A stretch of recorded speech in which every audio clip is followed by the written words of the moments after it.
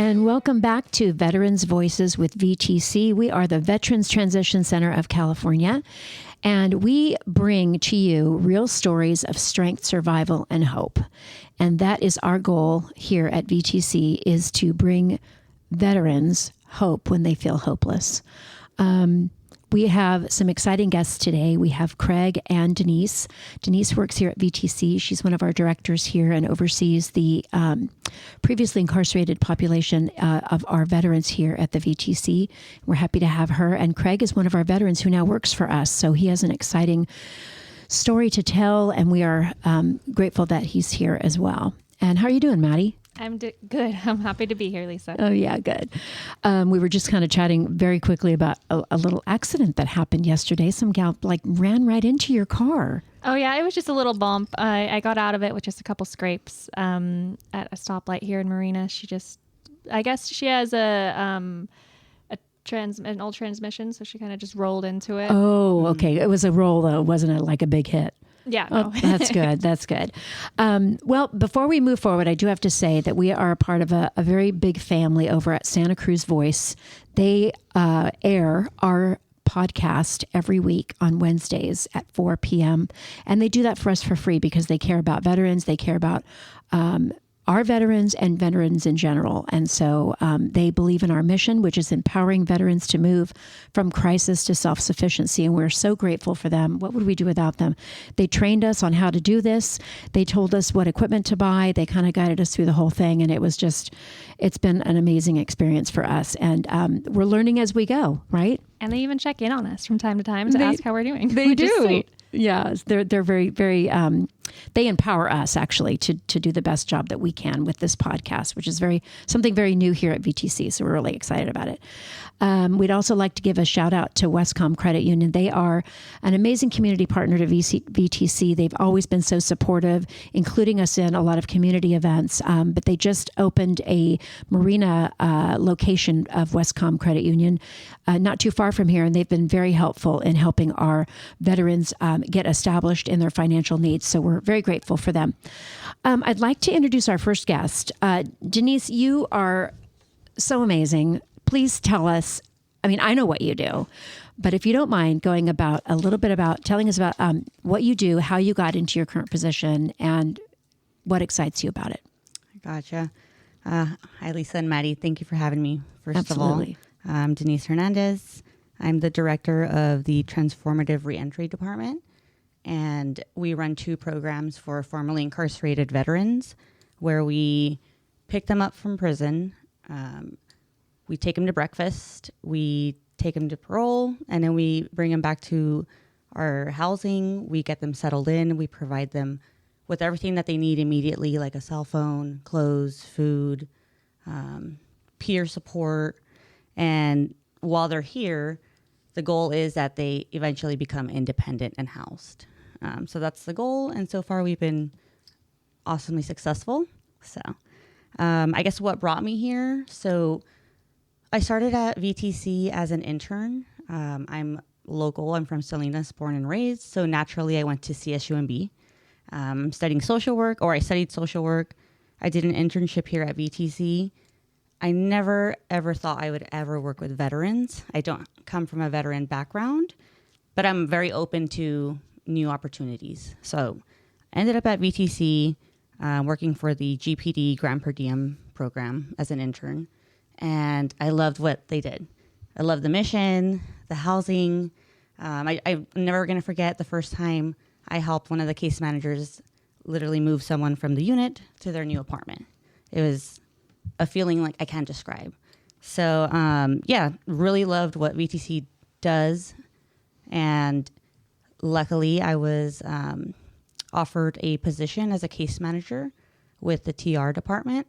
So that's where I started. And TR is Transformative Reentry. Yeah. Right? Okay.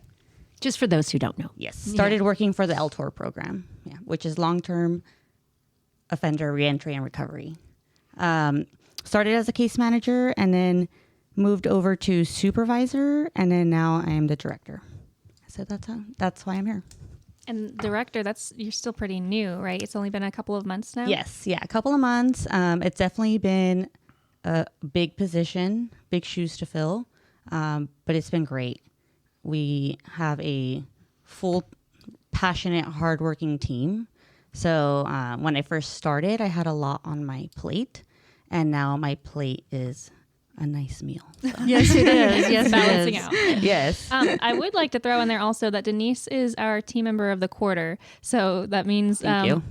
all of our team members voted for her to be our team member of the quarter, which comes out in our newsletter if you're a subscriber of that, which you can subscribe on our website. But yeah, just wanted to point out that this quarter is Denise. Yes. Thank you. I was very excited to tell my mom. Yeah, I'll bet. I'll bet. So, could you explain to us what motivates you personally to work with previously incarcerated veterans? What does it do for you? Yes. So, like I said, I never thought I would work with veterans. I can relate to the population in the sense that my father was incarcerated. So, when my mom was pregnant with me, my dad went to prison. So, the first 4 years of my life was kind of like prison visits with my dad, still had a relationship. And then until now, we still have a great relationship.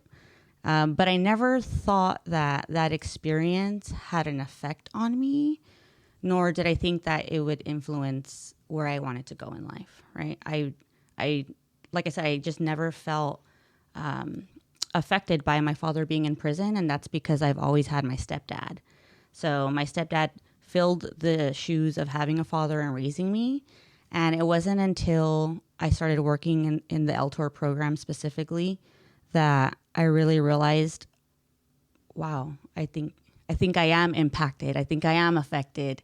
And something that really, really, really opened my eyes and made me like I was emotionally unstable was we went to a graduation for the guys on the inside at CTF, and it was held in the visiting room. Right. And so obviously, like any family that goes to visit, that's where you see your family member that's incarcerated, et cetera, et cetera. Which was fine. I wasn't like triggered or anything by the visiting room, but it was seeing one of the incarcerated individuals that was receiving a certificate for graduating from this group. He invited his children, and his 2 sons were there. Oh, and wow. Seeing the embrace, I lost it. Wow. I lost it, and I was just like unable to re-regulate my emotion. And I was just, that was like a big impact of like, wow, I think I am impacted by this. Right. Mm-hmm. So now it's nice to be able to work with the same population, even though my dad's not a veteran, but the formerly incarcerated part. So I kind of relate to it. My dad, great person, doing amazing now. And most people that meet him, most people that meet me never think, he was incarcerated or her family is incarcerated. Mm-hmm. So, so change, second chances, third, fourth, fifth chances, right. That's what we believe in. And that's what VTC believes in, for sure. I mean, I think that, what was the word I was looking for? There's really a misconception. Yes. When we meet people like Craig, when we meet people like a lot of our other guests that have gone through something so traumatic and affected a lot of people probably, but seeing the second, third, and fourth chance, whatever, and to see the determination of wanting to make things right with themselves and with the world is a pretty powerful thing. Absolutely. I mean, it's changed me. I know that. So for those who may not know, what exactly is the LTORR program? I know you mentioned long-term offender reentry recovery. Yeah. Yeah. And tell us what that means about what you bring on the inside. Gotcha. So our department is transformative reentry under TR. We have 2 programs that serve formerly incarcerated veterans. One is LTORR and one is ARG. ARG is brand new. But LTORR is long-term offender reentry recovery. So it's for veterans that are coming out of being incarcerated that have been long-time offenders. So we're not opposed to short-timers, but for the most part, a person that has served 2 to 3 to 4 years doesn't need a lot of transitioning support. Or doesn't need as much. They don't have the same level of need. Yeah. So when you're thinking of someone that has been incarcerated for 20, 30, 40 years, they're coming out to a whole new world. You give them a phone and they're so lost, right? So everything is very, very different. Something so small, like when they see money, they're like, oh, the money's so different. And I'm like, really? It's just not something I really think about. So long-term offenders, they're the ones that need the most support when they are released, because it's a huge change. They have to adapt to a lot of new things, a lot of new processes, and a lot of them come out with no support. So that's why we're here. But additionally, what we want to do is we want to reach them before they are released. So we want to do in-prison programming, and we do in-prison programming at CTF in Soledad. So we want to start helping veterans work on their rehabilitation so that when they're released, they have the skills, they have the ability to regulate their emotions. Because when you're out, there's going to be a situation that's hard, that's triggering, that your mental health declines. And we want them to be prepared to face that. And when they're not prepared, that's where recidivism comes into play, right? So far, we've been really great at having a 0% recidivism rate, and we hope to maintain that. But we're doing the most that we can to reach the guys on the inside so that we can prepare them so that when they reach us, they've already had an idea of what this is going to look like, just getting ahead of the game. Yeah. And that's one thing we're extremely proud of here at VTC is those previously incarcerated veterans that have gone through our program, graduated, gained skills that they needed in order to be independent. They found their own homes. And then the reoffenders going back to prison has been 0. That is, to me, that's a magical number. That means that something that we're doing right. Yes. So I'm so thankful and proud of that we should all be, really, because I want the community to hear that, because it speaks volumes as to what we bring to these veterans that deserve so much, really. Yeah. Tell us about some of those in-person programs that you do inside the prison. Yeah. So I will say I myself don't do them.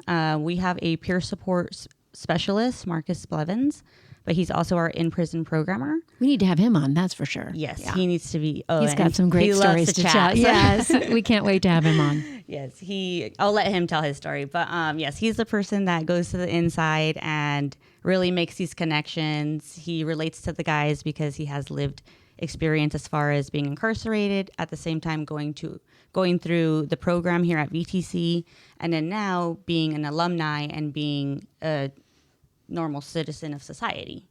He goes in, he facilitates. I will say it's more peer-led. That's really what works, where you don't want like one person telling you what to do or taking over. Teaching the class. Exactly. Yeah. You want everyone to participate and everyone to share. And so the groups are shaped or molded to, I guess, work that way. So Marcus is part of the AA group on the inside. He also has a Melody Islami group, which he has just been asked to run or facilitate that group in San Quentin prison. So hopefully you can get that started as well. There's additional groups, Decruit, which is Shakespeare narrative therapy. And then we also have, what's the last? Is there a breath work or anger management or something? So Breathworks just ended.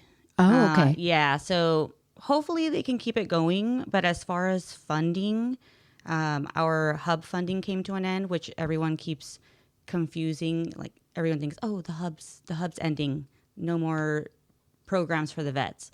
That's not true. But the programs that are free will continue, that we can continue to run through our staff. However, there's certain programs that we had to contract out, and that's where the funding came to an end. Oh, got it. Yeah. So those are the programs. They serve a huge help. They fill a big gap.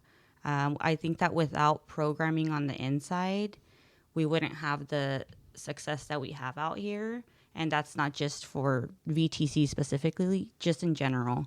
When you incarcerate an individual and you don't provide them with groups, therapy, peer support, if you just don't provide them with that, there's going to be not much change when they're released. And then that's what leads to recidivism. Well, something also I hear a lot from the veterans is that there's that personal connection with the team here, and they're made to feel like they're human, whereas other places you're kind of a number.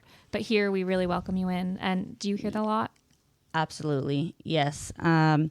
It's nice. I love going in, and I really didn't understand how important my presence was in there. Because to me, they're just people, right? And so when I went in there and I'm, hey, how are you? Shaking hands. One of the gentlemen stopped me and told me, I don't mean to make this weird, but it's just, I can't remember the last time I shook a woman's hand. And it's, any type of interaction that I've had with another woman here has been like a staff member, and hasn't exactly been someone that sees me for who I am or treats me like a regular person. And so just that one handshake, the fact that I acknowledged him, said hello, was so big for him. And those are like the small things that we take for granted, but it really makes the huge impact, and it really gives them value and worth and dignity. And these are just small things that I think we should treat everyone regardless of the situation with, but that's just not reality. Right. I think another thing that's very important for our population and our success is that you have two things that come into play here. Is that we have a veteran, but then we also have that they're formerly incarcerated, and those two together have been very, very successful as far as rehabilitation, coming into our program, being successful. And I feel like when you're incarcerated, there's a lot of structure in prison, right? And then when you're in the military, it's the same, a lot of structure. And I feel like that really, really prepares them when they come out. That together prepares them when they come out. And not only are you coming to a reentry program, but you're coming to a veteran-specific reentry program and a veteran supportive community. Marina, the city of Marina, is very, very supportive for veterans. We have so many resources locally, so it's very accessible for healthcare, for benefits, for just additional programs for vets or resources that they have access to. So the location, the fact that they have military background, the structure of being incarcerated, all of that really, really helps our population be successful when they're released. And it's like a sense of family, really. It's like they come out, and so that military background doesn't matter what branch of the military, but that's what brings you together and ties them together as a family, which I think is huge. Yeah. And they come together very nicely, I think is what you're saying, right? And so I think that's amazing. They maintain that like no man left behind mentality. Right. And so when they're here, regardless of what branch or crime or whatever, they see you as a veteran peer, and that's it. That's all that matters. And so they're here to support, and the support shows. Tell us about the ARG program. That's a fairly new program that we just received funding from the VA. Is that right? No. It's a federal it's a private grant. Oh, private grant. Okay. So it stands for Adult Reentry Grant, and it just started officially in July. So that grant has allowed us to expand our bed space for 12 additional beds. So the LTORR program is 36 beds, and now we're expanding with 12 beds for the ARG program. And both programs are going to be run the same. The veterans in either program will have access to the same resources, the same services as far as case management, everything that you can utilize here at VTC, the transitional housing. For the most part, we want it to be equal, fair, the same. Maybe the only difference that I can see in the programs right now is that in the LTORR program, we can accept a veteran that was formerly incarcerated that may be already out. So let's say they were released and they went to a different county or they went to a different program, and that program may not be working for them. So they want to transfer over here. We can accept them into LTORR. But if you're coming into the ARG program, then you have to come straight from being released from prison. So they want us, or not they want us, but I guess the goal is that we want to reach them before they're released so we can prepare them, right? Make sure that they have all the documents worked out so that when they come out, maybe they already have Medi-Cal. They can already go get their ID. It just gets the ball rolling rolling faster. Yeah. That makes sense. So we want to work with our guys on the inside, get them ready to come out, and then we call it like the warm handoff, where we pick them up when they're released, take them to breakfast, parole, all that good stuff, bring them here, and then they'll be in ARG. So in ARG, we can't accept someone that has already been out, right? So they have to be right out of being released from prison. I see. What would you say is a typical day in the life of one of your case managers that are in these programs? Oh man, those days look very different, but it's I love it. One of my biggest fears in life is being bored, and I always feared, I was like, oh man, I don't know. I feel like I'm going to be, when I started as a case manager, I feel like I'm going to be stuck in an office, bored, doing documentation. Boy, was I wrong. Like, this is a boots on the ground job. So yeah, there is the documentation office portion, meeting with your client one-on-one. But what I really, really like is that you're out in the field. So if we're not down at their housing, right, we do daily housing unit checks. So we're checking in on our guys every single day. We're driving them to appointments. We're sitting with them during doctor's appointments, helping advocate for them, especially for those that are a little older, right? Maybe can't articulate or express what they want to. So that's where we come in. We want to advocate for them. But we're all over the place. Yeah, we're up, down, all around is what I always say. So it's great being able to just be present with the client. And that's really what teaches us. So I don't know how Social Security works. I don't know how social services works. I don't know how the VA works, but I do now because I went with all the clients, right? And you learn the process. So it's very, very important that you yourself go with them, because how are we supposed to give guidance when we've never been through it? So that's really how you learn, and that's how we become experts. And then sometimes you think you have your day planned out, and then you get a phone call and someone's released, or maybe there's an emergency. And the great thing about our team is that we all are very tight-knit and supportive. So if someone has to run out to tend to an emergency, or if a veteran's getting out, we all are hands on deck. How can we support? How can we help you? It's just, yeah, it works. We have a very strong supportive team, but we also have a strong support from our clients. They're always, what can we do for you? How can we help? How can I volunteer? Let me get that for you. So if all that together makes us very successful, and without it, you wouldn't see the success that we have. Yeah. And one of the things that this reminds me of, and I know we've talked about it before, but we are the liaison for the veteran for all of these different resources, which I think is huge for a lot of people, especially those that are coming out of prison and don't know what to do next, or what benefits do I deserve? What do I do next?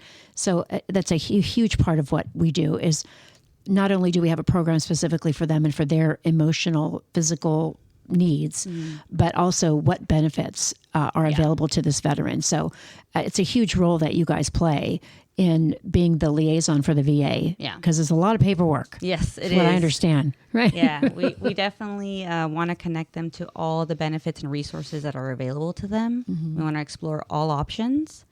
And I'd say we do a great job doing it. You do.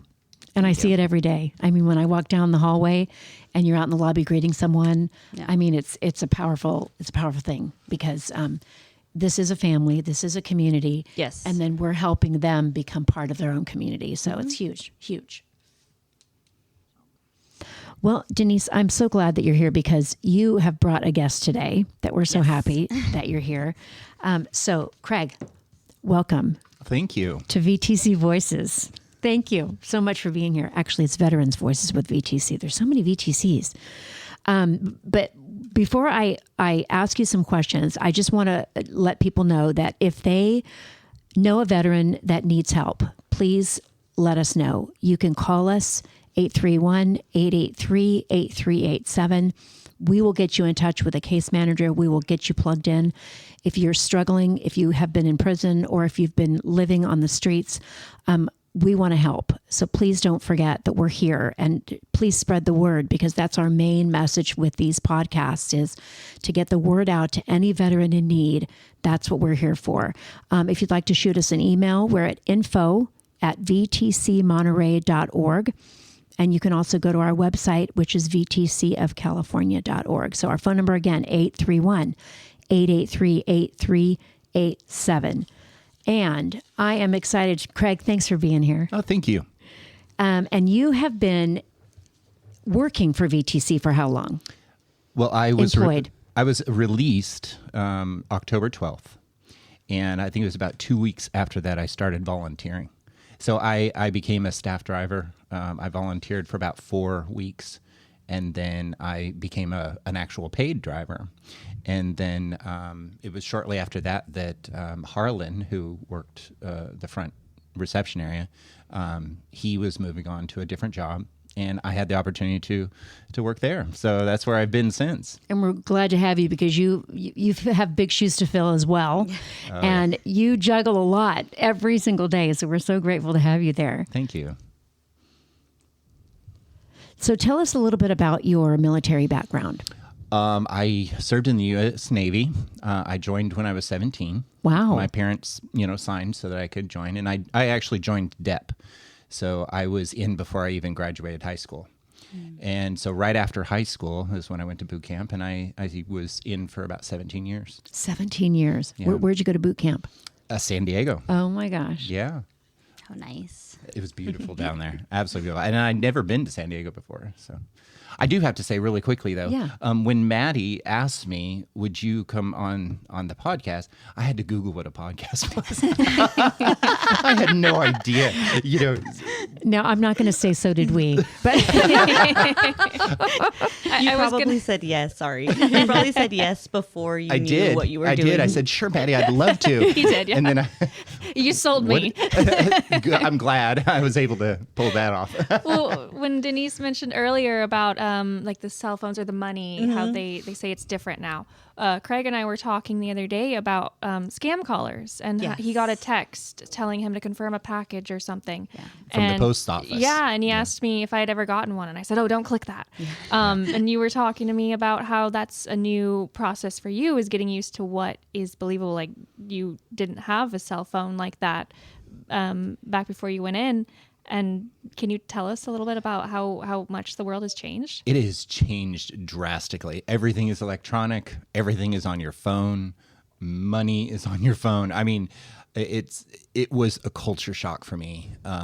In fact, Denise gave me my very first phone, and learning just how that works, and then how all these people are trying to get over on you. I've had so many scam calls. And I accidentally messed up one time and gave them my credit card. Ooh. And that's a scary thing, because I actually am with Westcom.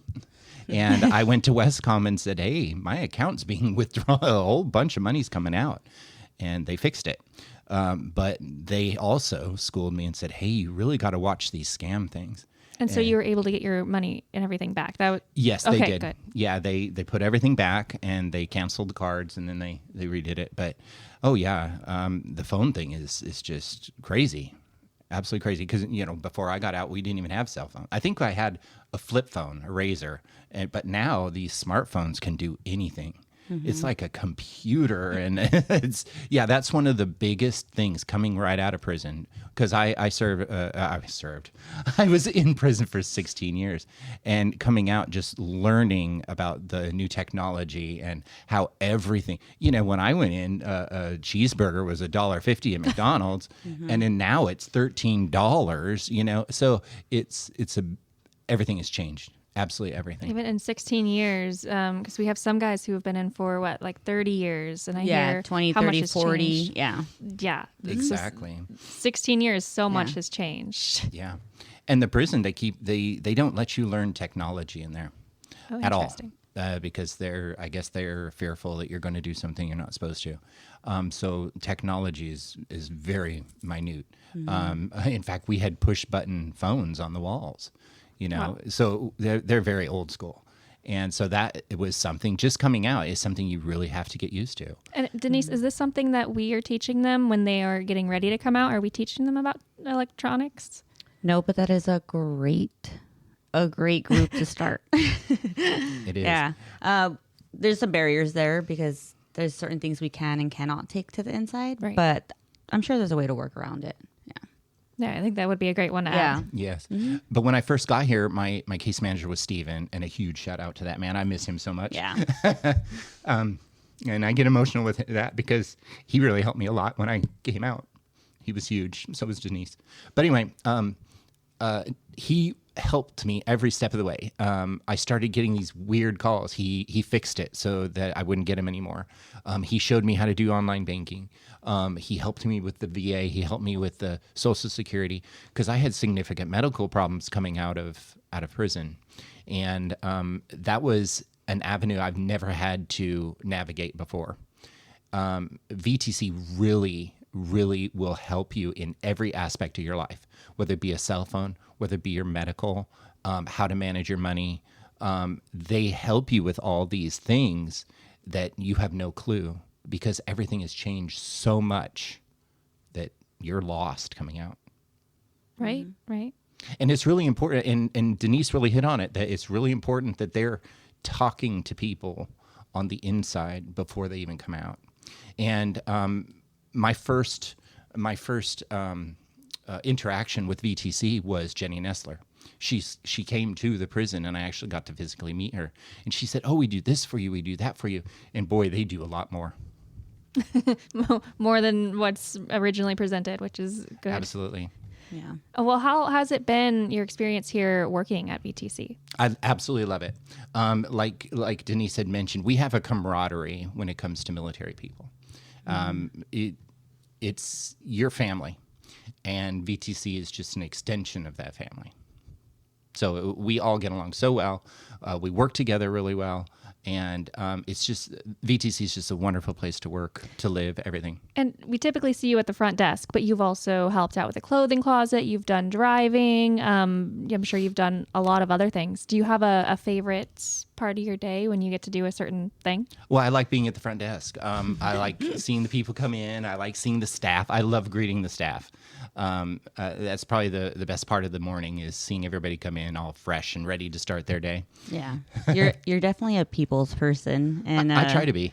I will say, yeah, you've been a great addition to the front desk. And I know we didn't have Craig for a little bit. He was on leave, but it's really, really nice to have you back. And really nice to have Tom as well.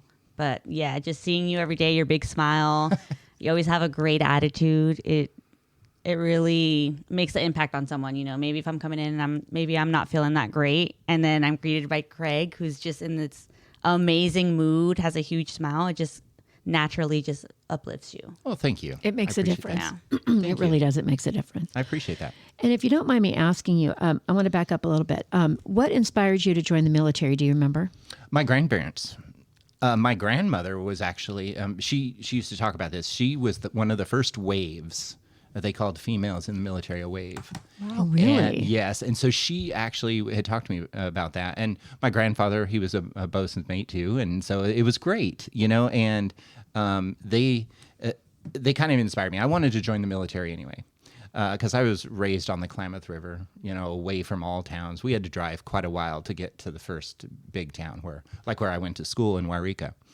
And it was time. I was like, I got to go do something, and even my dad says, 18's coming quick. You better, get going.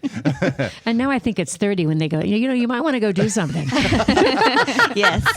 Not in my house. It was 18. I'm not speaking of anybody at this table, of course. Lisa, why are you looking at me? Oh, wow.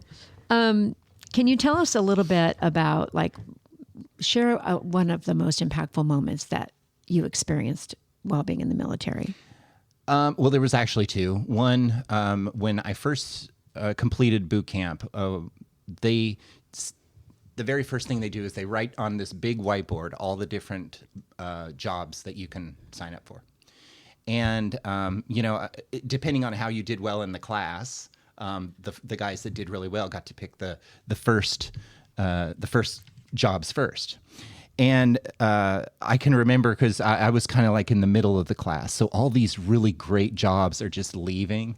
And I wasn't getting the ones I really wanted. But I knew I wanted to work in aviation. And the place that I got to go was HS4 at NAS North Island. And I was super excited about that because I got to work with aircraft. And that was the first thing that I ever got to do. And that was so huge for me.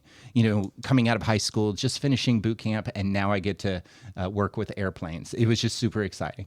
Wow. And so I was with HS4, which is a helicopter command, anti-submarine warfare, at NAS North Island. And it was just a dream come true for me. And the other very impactful moment was we were on station in the Persian Gulf, and our captain of the ship made an announcement that we had just gone to war with Iraq. Wow. Wow. Yeah. That was hard. We were at general quarters for probably 3 days straight.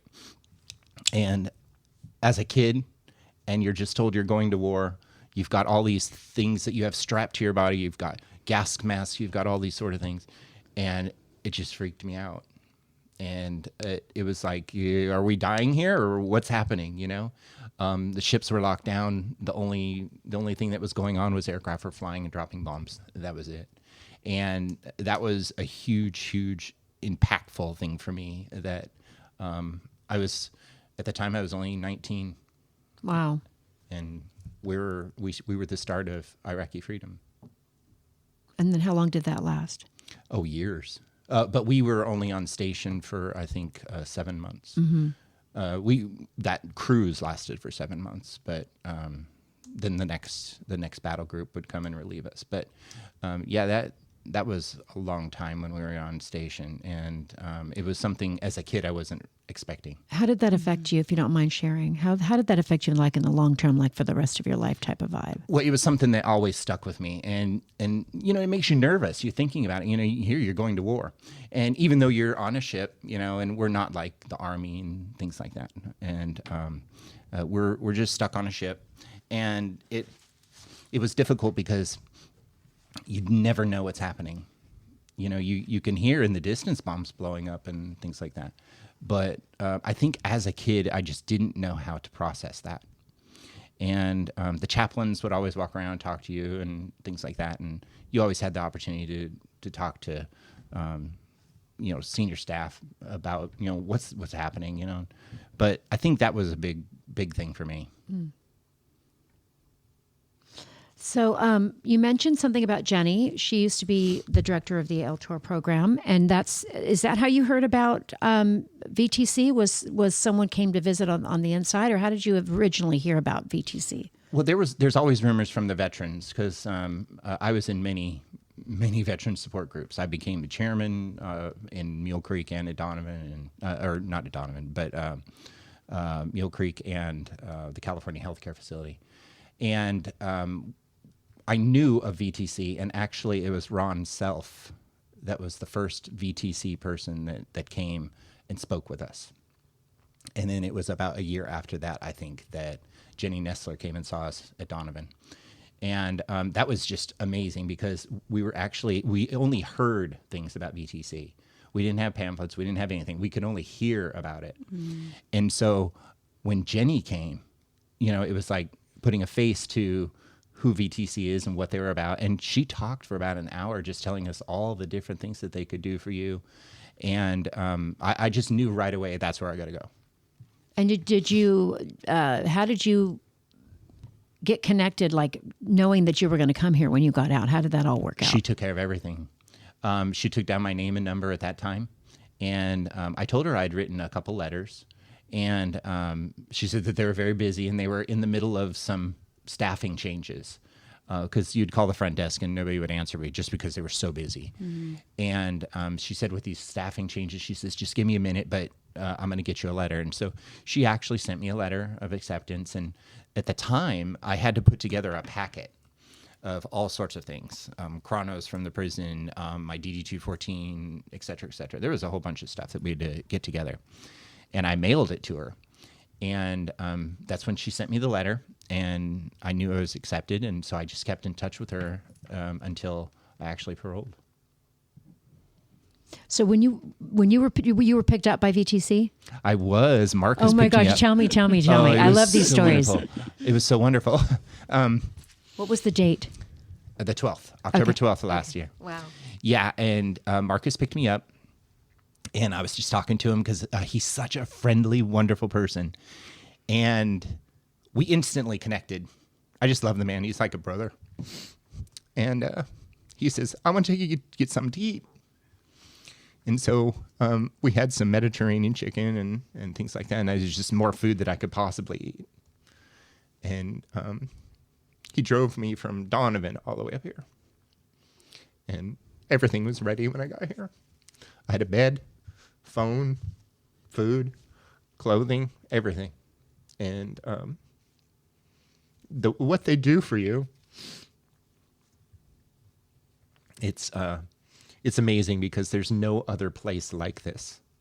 There's no place that will take a prisoner and look at them like you're a human being, because everybody has that stigma about you're a prisoner, you know. And we have veterans right now that are fighting, trying to get jobs and things, and the first thing they have to say is, you know, I'm on parole, or I served or I was in prison for a period of time, and they get shot down for jobs right away. And this place is not like that. They don't look at your past. They look at where you're headed. And that's why I knew right away, you know, this is the place that I had to be. And that reminds me, because that is one thing that we do when we put together a specialized plan for each person, is that we want to help them keep their head looking forward. Mm-hmm. Right. And that's step one, right? Yeah. Yeah. Safety, obviously safety. We want you to have a safe place to live, food, clothes on your back, whatever the essentials that you need. And then we want to keep you on a path. And that's our whole goal, right? Is to kind of keep them on a path. And your case managers are so key in that, you know, because you meet with them every week, and you're telling them what you've done, where you're headed, what your goals are. And they help you to fulfill those things. And if they directly can't, they help get you resources, you know, and that's their whole, like you said, that's their goal. They're focused on the end result, which is, you know, you becoming sufficient, and you have your own place, and you're not homeless. You can put food on your table. And I think that's what makes this specific program so special, because if you went to a CDCR program, maybe like STOP or something like that, you're not going to get that. You're not going to get that at all. Yeah, because one thing is to house someone, but to teach that individual the skills to sustain independence, right? Because that's where it's missing in certain programs. You house someone, you give them, you know, financial assistance, but they don't know how to pay the rent online, right? They don't know how to access the online portal and put your credit card number in. And so that's where those really, really small things have a huge impact. The next thing you know, they're late on rent. The next thing you know, they're being evicted for a very, very small thing because they don't have those skills to sustain their housing and just independence overall. Right. And they're kind of just thrown into the thick of it. Yeah.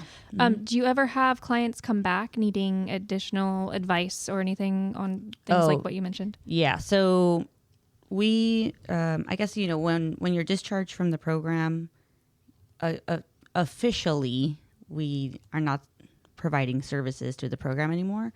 But as VTC, as a case manager, as whatever you do here, it never ends. The clients, unless they move away, they always, always, always stay local. They always visit. They always check in. They always come help out maybe someone else, maybe someone that they know needs help, maybe someone that they know that was recently released. We have clients that maybe when they are released, they have plans to leave Monterey County or Marina. Maybe they want to go live somewhere else. And then they realize that they really like it here because they establish themselves. They build a community support, right? And so they realize, no, this is the place where I want to be. So yes, clients come back every single day. Yeah. And so the community doesn't break up. It's still there, even though they may have graduated the program and moved down the road. Yeah. They're still a part of it. Absolutely. That's great. Craig, you recently touched earlier on a procedure that you had. You had a kidney transplant not too long ago? Yes. I Just was a small minor thing. just a little thing, you know. Nothing crazy. No, I was diagnosed with end-stage renal failure in 2000, I think, 13 or 14, and they kind of had to wait for a period of time for my kidneys to get bad enough to where they could actually start dialysis. And I was in prison during this time. And so that's what I was doing. I was kind of waiting for my medical GFR to lower enough to where they could actually start dialysis. I was on dialysis for almost 8 years. And I was actually listed while I was in prison with Loma Linda University because I was in Chino at that time.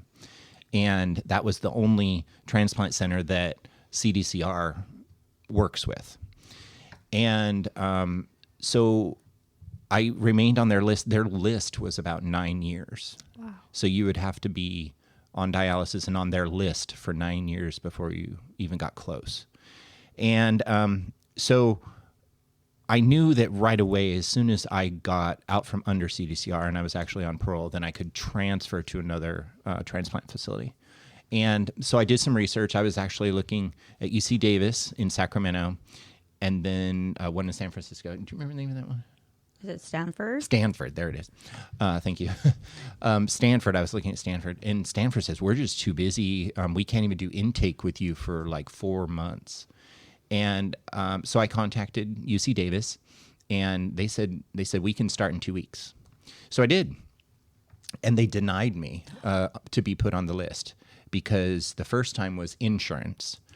When I got out of prison, contrary to what the prison had said, I had no insurance. I had no medical insurance, and that was one of the things that Stephen really worked hard to get me some medical insurance.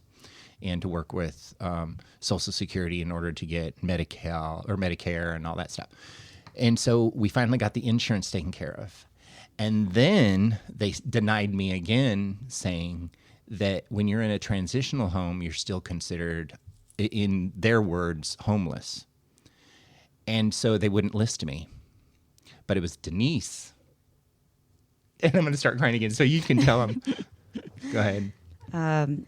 It was a team. It was a lot of us involved. It was a village for sure. But myself, Stephen, and even Ashley, she was a nurse that did some hours here. We all went to Sacramento. We went to the UC Davis Medical Center to advocate for Craig and explain to them that we are not just a shelter, right? Because that's kind of the image that they had in their head. And we really explained in depth the services that we provide and that we meet our vets where their needs are, right? And that looks different for everyone. So once we really, really explained what housing, what support he would have, what the future may look like, then they were open to, okay, we'll approve him for the list. Then they finally listed. Yeah. It's interesting, though, that they would deny you because you're homeless. Yes. Because the recovery process requires a lot of support from whether that's a family, friend, et cetera, and someone that doesn't have, stable housing and stable support is not someone that gets approved for a kidney transplant. That's right. Unfortunately. And so with them going up there and actually meeting with the UC Davis staff, especially the way Denise explained what VTC was actually about, because they did have the misconception that we were just a homeless shelter. Yeah. And she proved to them that that's not the case. And so they listed me. And a week and a half later, we got the call. Mm-hmm. Wow. That's awesome. Only a week and a half after that? Oh, a week and a half, because I spent so much time on dialysis. So it really, being put on the list actually goes by how long that you've been on dialysis. And so the first day that I started, which was back in 18, actually started the good time. And so when you put on the list, it goes by how, obviously tissue type and blood type and all these other factors, but how long that you've been going through dialysis. And at the time, I was almost to 8 years. So that put me, they actually told us, oh, you'll be listed immediately. You'll be at the top of the list. Mm-hmm. And so Denise, both, and I thought, oh yeah, we still got some time. We got about a year or something like that. And so what VTC did was they helped me to get started on peritoneal dialysis, which is the dialysis that's done at home. And so VTC gave me my own room.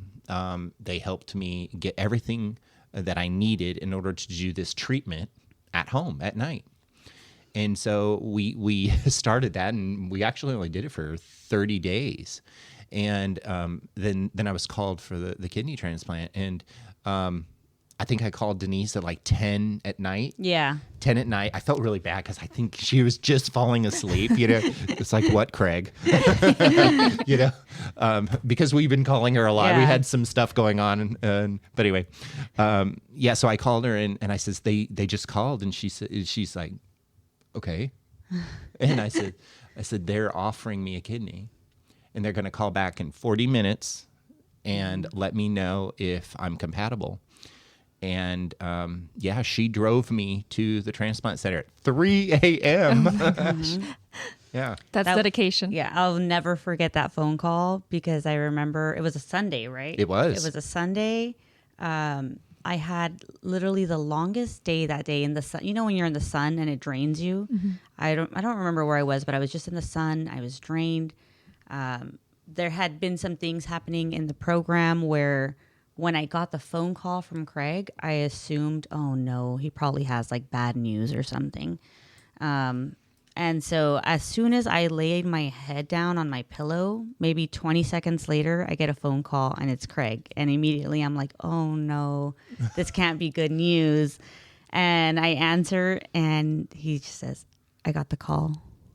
And when I tell you that the feeling of tiredness and being drained and whatever I was feeling was gone. Wow. And it was just like adrenaline was pumping through my body, just insane. And then when he said they're going to call me in 40 minutes, it was the longest. I don't think they didn't take 40 minutes. No, they took 23. But it was the longest 23 minutes ever. It was. Yeah. And we just wanted to know, are we going now? Are we going later? And so, it turns out that at 3 a.m. was when we were going to leave, picked up Craig, and we went and we came back with a new kidney. Wow. It's amazing. Did you ever get to sleep? I slept the next day, like no. No. No, and she stayed there at the hospital with me for the first day. Yeah. Before my family could get in town. But the dedication. That's just proof of it. Yeah. Absolutely. The They'll do anything for you. Well, I was just going to say, can you, before our time's up, can you just tell us what you think about VTC? But I like what you just said. That's a good plug. Yes. But it's really true. I mean, it really is true. I mean, that's our whole purpose here. I mean, and that's why we call our Veterans Voices with VTC real stories of strength, survival, and hope, because you're a walking testimony. And so I just want to thank you for sharing your story with us. And I know you have a lot more to tell us. I hope you'll come back. Oh, I'd love that. Oh, because we want to hear more. But I do want to say thank you to all of our listeners and to everyone that has come on our show so far. We're excited about this next journey of having a podcast for VTC. And I would like to remind anyone out there that if you know a veteran that needs help, please don't forget to give us a call or give them our phone number, 831-883-8387. If you'd like to donate financially to our programs here at VTC to help veterans in need, please go to our website at vtcofcalifornia.org. And I am Lisa Kincaid, your host, and Madison McNamara is our co-host and producer of this show. Maddie, this was a great one. It was. Thanks, everybody, for listening. Thank you, and we'll talk to you next time.